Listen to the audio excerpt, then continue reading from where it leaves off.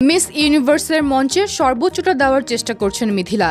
থাইল্যান্ডে অনুষ্ঠিত ৭৪তম আসরে বাংলাদেশকে প্রতিনিধিত্ব করছেন তানজিয়া জামান মিথিলা। আর এখন বিশ্বের ১২১ দেশের প্রতিযোগীদের মধ্যে তার নাম আলোচনার শীর্ষে। পিপলস চয়েস ভোটে কখনো প্রথম কখনো দ্বিতীয় অবস্থানে উঠে তিনি দেশের মানুষের মাঝে উত্তেজনার সৃষ্টি করেছেন।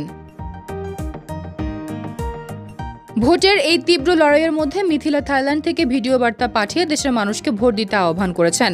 তিনি বলেন, বাংলাদেশ এখনও লড়াইয়ে আছে এবং তিনি মঞ্চে তার সেরাটা দেওয়ার জন্য মনোনিবেশ করছেন। দেশের মানুষের একটি মিরাকল এখন প্রয়োজন, যা কেবল ভোটের মাধ্যমে সম্ভব।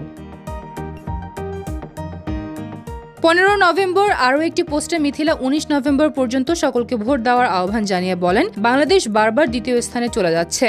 শক্তিধর দেশগুলো বিভিন্ন কৌশলে ভোট বাড়াচ্ছে। আমাদের শক্তি হলো অগণিত মানুষ এবং দেশপ্রেম। তাই ১৯ নভেম্বর পর্যন্ত ভোট দিয়ে আমাদের সমর্থন দেখাতে হবে। মিথিলার এই আহ্বানে দেশের শোবিজ অঙ্গনের বহু তারকাও এগিয়ে এসেছেন। জয়া আহসান, মেহজাবিন চৌধুরী, রুনা খান, শবনম বুবলি, মুমতাহিনা টয়া, সাফা কবির, জান্নাতুল পিয়া ঐশী, শবনম ফারিয়া, সালমান মুক্তাদির সহ আরও অনেকে সোশ্যাল মিডিয়ায় মিথিলার পক্ষে প্রচারণা চালিয়ে ভোটের আহ্বান জানিয়েছেন।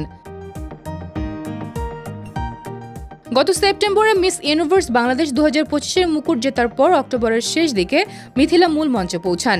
এখন পর্যন্ত তার পারফরম্যান্স, আত্মবিশ্বাস এবং সৌন্দর্য আন্তর্জাতিক দর্শকদের নজর কাড়ছে।